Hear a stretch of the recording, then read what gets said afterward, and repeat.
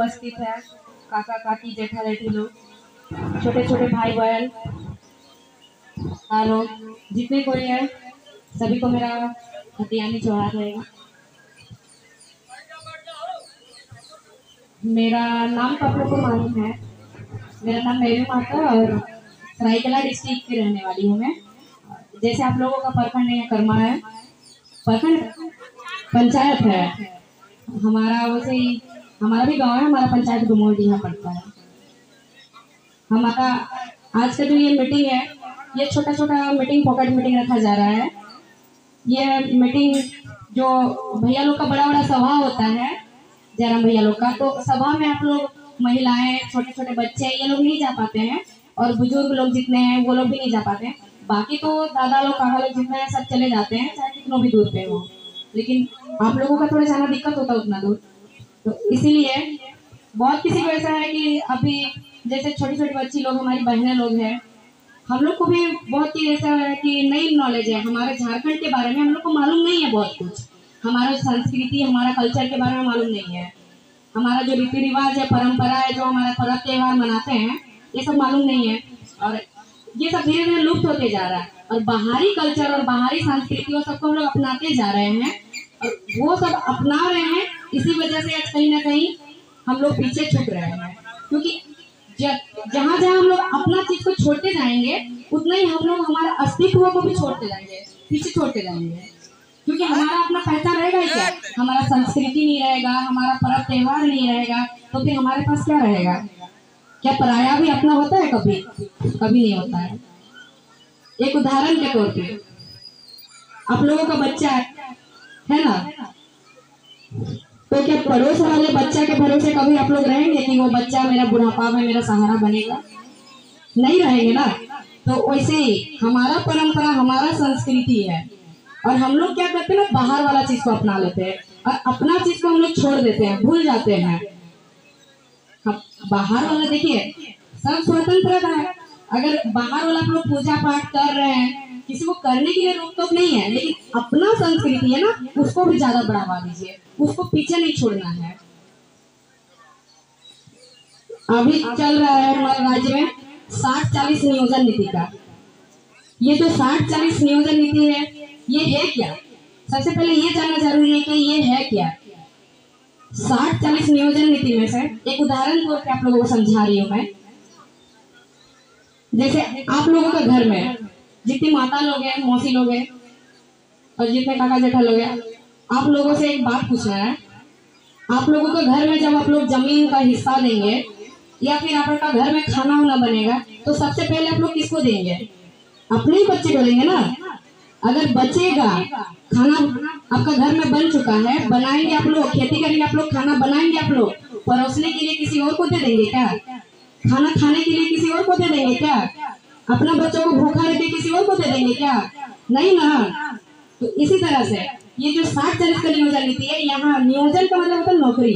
जो नौकरी के लिए यहाँ नीति बनाया जा रहा है, उसमें 100 अगर नौकरी चाहिए तो 100 में से 40 बाहर वाले को मिलेगा यहाँ, जो 60-40 नीति से, और 60 मिलेगा हमारे झारखंड के बच्चों को, मतलब हम लोग को। 60 में से भी अभी तक ये परिभाषित नहीं है कि हम लोग झारखंडी है कौन, हमारा पहचान ही नहीं है अभी तक। कोई भी आके यहाँ 10 साल से रह रहा है, वो झारखंडी हो जा रहा है।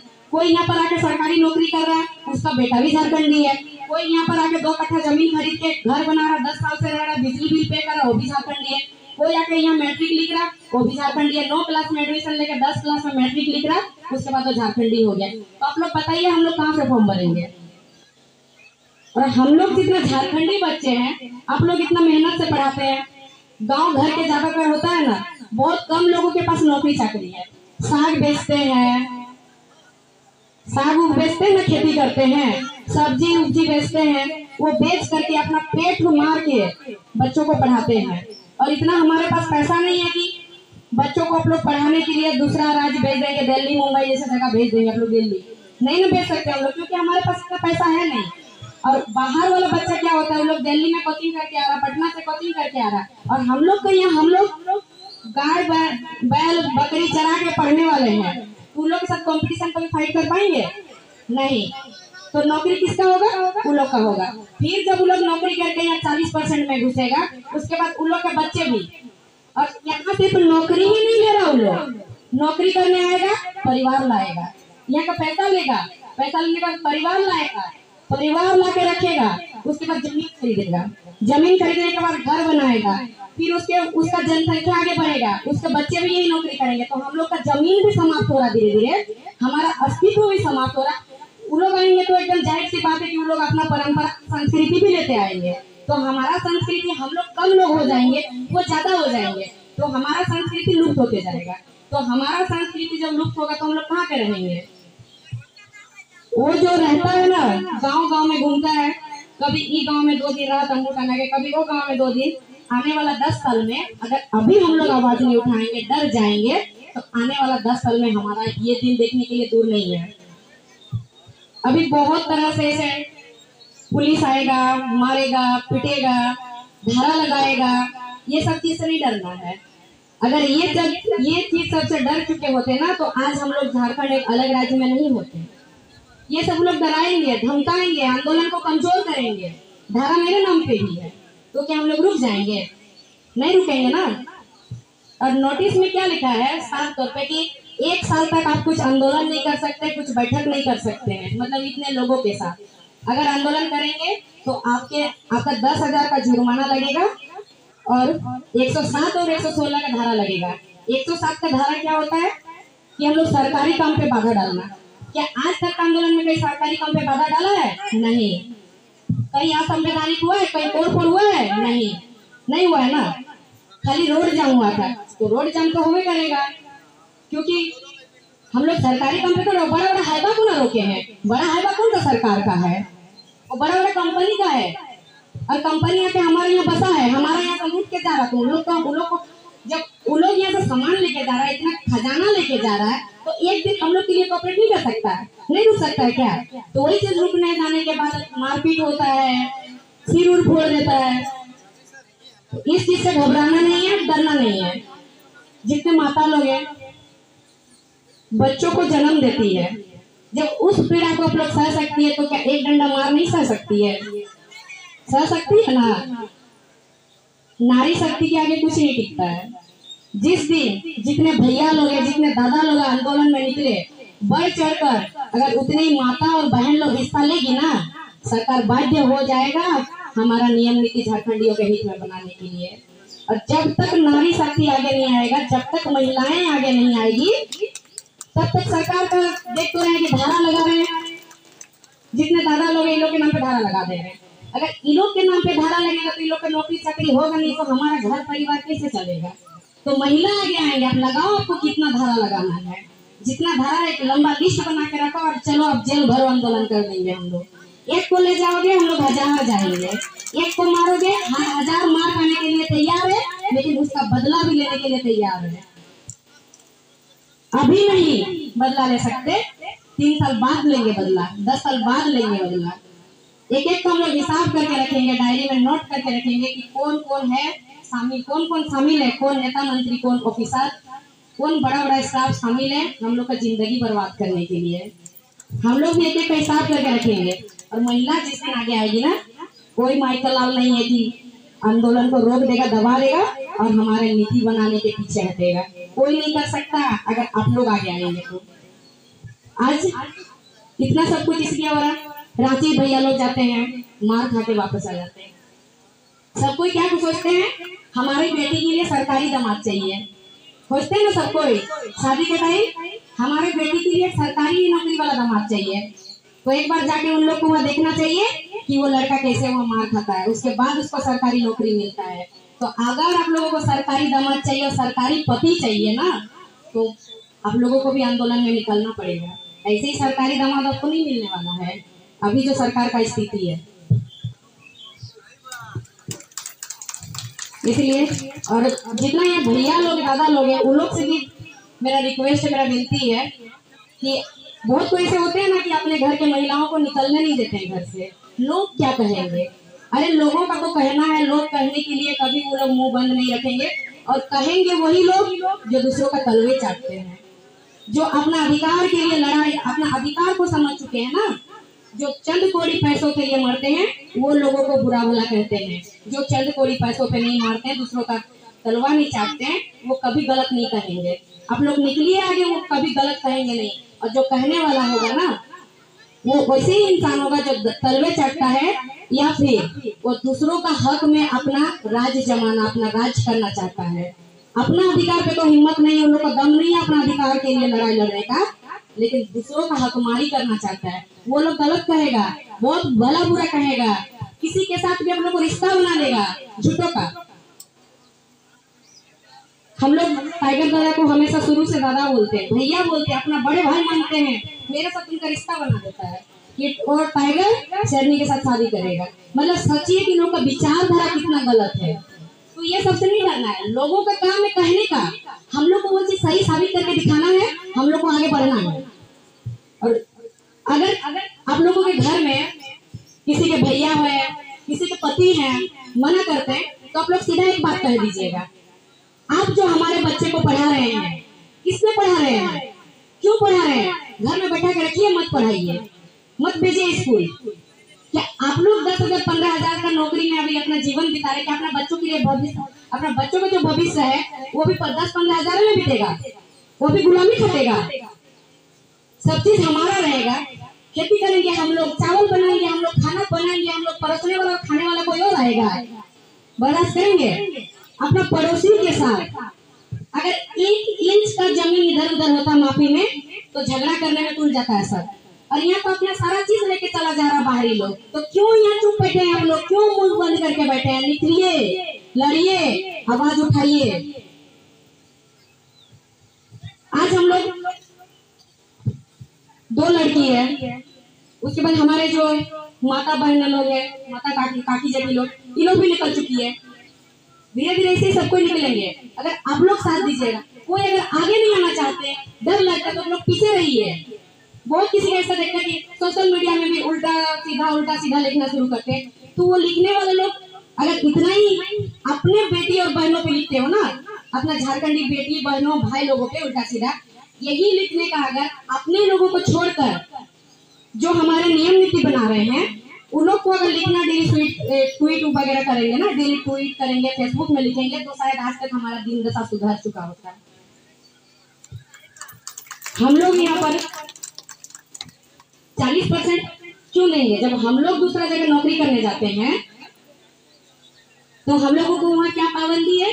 10% वहाँ के हम लोग जान के वहाँ नौकरी कर सकते हैं। 10%, 100 में 10 और 90 लोग का, और वो भी 10 में से वहाँ का क्षेत्रीय भाषा और लोकल भाषा होना चाहिए, जानना चाहिए, लिखने पढ़ने जानना चाहिए, तो जा सकते, नहीं तो नहीं हम लोग जा सकते, फॉर्म नहीं भर सकते। और हम लोग का झारखंड में क्या कर दिया कि सब आओ, कोई भी आगे यहाँ फॉर्म भर सकते हो, नौकरी कर सकते हो, मतलब सबका झारखंड है। ऐसा नहीं ना हो सकता, झारखंड सिर्फ झारखंडियों का ही है, बाकी किसी का नहीं हो सकता। बाकी सबका स्वागत है, आइए नौकरी कीजिए, अपना पेट पालिए, फिर चले जाइए, मेहमान बन के रहिए। अपना अधिकार नहीं, एक होता है ना, दूध मांगोगे खीर देंगे, अधिकार मांगोगे तो चीर देंगे। और ये चीज औरत और लड़कियों से ज्यादा बेहतर कोई नहीं कर सकता है। दादा लोग भैया लोग 50% भैया लोग दादा लोग हैं जो कि ईमानदारी से वोट देते हैं। बाकी 50% जो होते हैं ना, वोट का पहला दिन रातों रात बदल जाते हैं, ये सच बात है। 50% ईमानदारी से रहते हैं, 50% रातों रात बदल जाते, पता ही नहीं चलता कि वो किसको वोट देके आ गए। इसीलिए हम लोग को सरकार ऐसे चुनना है, युवा सरकार चुनना जो आगे बदलाव ला सके, हम लोगों का नीति नियम हम लोग का हित में काम करे झारखंडियों का। और महिलाओं में क्या होता है ना, महिला अगर किसी एक चीज में जिद अड़ जाती है ना, तो पीछे नहीं हटती है। एक साधारण चीज आप लोग देखिए, साड़ी खरीदते हैं ना, अगर वो बोल दी ना कि हमको ये साड़ी चाहिए, तो उसको वही चाहिए, चाहे कुछ भी हो जाए, दूसरा नहीं। तो उसी टाइप से होता है। अगर वो किसी दिन बोल देगी ना, आज हमको वहाँ जाना है घूमने, तो उसका पति के पास पैसा रहेगा ना रहे, उधारी करेगा, जो करे करना पड़ेगा, ले जाना पड़ता है ना। ज्यादातर महिलाएं ऐसे होती है। तो वही जिद और वही जुनून इस आंदोलन में दिखाइए, इस आंदोलन में निकलिए और बढ़ चढ़कर हिस्सा लीजिए। अगर आप लोगों को लाठी बैठाया जा रहा है ना, लाठी को पकड़ लीजिए और तोड़ दीजिए वहीं पे। प्रशासन पे हाथ क्यों उठाएंगे? आप लाठी मारेंगे माथा पे तो हम लोग आपका लाठी को पकड़े, मार थोड़े खाएंगे हम लोग। आपका लाठी को पकड़े हम लोग, आपको तो नहीं छुए, आप पे तो हाथ नहीं उठाए। और आज काफी समय हो चुका यहाँ आने के लिए, थोड़ा देर हो चुका है और भी आगे 3-4 जगह जाना है हम लोग को। तो आप लोगों से बस एक विनती ये रहेगा, आप लोग बढ़ चढ़कर हिस्सा ले और अपने जो आसपास के जितनी महिला हैं, औरत है, सबको आप लोग समझाइए, आप लोग जागरूक कीजिए। अगर बहुत सारे एक गांव है ना, गांव से हम लोग जब आ रहे इधर से तो देखे बहुत कोई अपना घर का गेट दरवाजा खोल के बाहर, दीदी लोग आप आइए, आप लोग इधर बैठिए। बहुत कोई अपना गांव का जो दरवाजा है गेट का बाहर का वो खोल के बाहर से झांक के देख रहे हैं, तो उन लोग को आना चाहिए, हिस्सा लेना चाहिए सबको।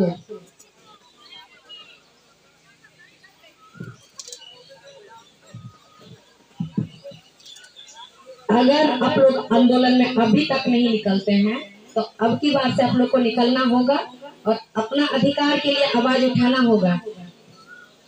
और ये जो नीति नियम है, ये नहीं सोचिएगा कि अभी जो हम लोग एग्जाम देने वाले छात्र हैं ये हम लोग तक सीमित है। हम लोग तक सीमित नहीं है, ये सिर्फ छात्रों के लिए नहीं है, हर एक परिवार के लिए है। क्या आने जिसका घर में अभी छात्र नहीं है एग्जाम देने लायक, क्या उसके घर में छोटे बच्चे नहीं है ना? सबके घर में छोटे बच्चे। क्या आपके बच्चे को आप लोग किस क्या क्यों पढ़ाते हैं? सपना क्या है कि कुछ बनाएंगे मेरा बच्चा को, आगे जाकर पढ़ाएंगे लिखाएंगे।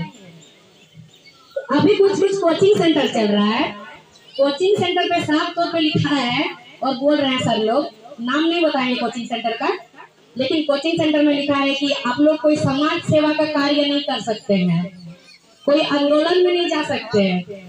मतलब सोचिए, और वो कोचिंग सेंटर पता है क्या चीज का? जेपीएससी, जो कि हम लोग का झारखंड का सबसे हायर लेवल का एग्जाम हुआ होता है, वहाँ के छात्रों को सिखाया जा रहा है आप लोग समाज सेवा नहीं कर सकते हैं।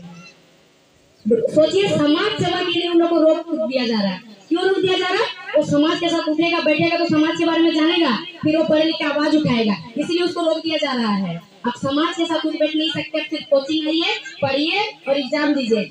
वो अगर अफसर बनेगा तो हम लोग के लिए क्या करेगा? कुछ करेगा?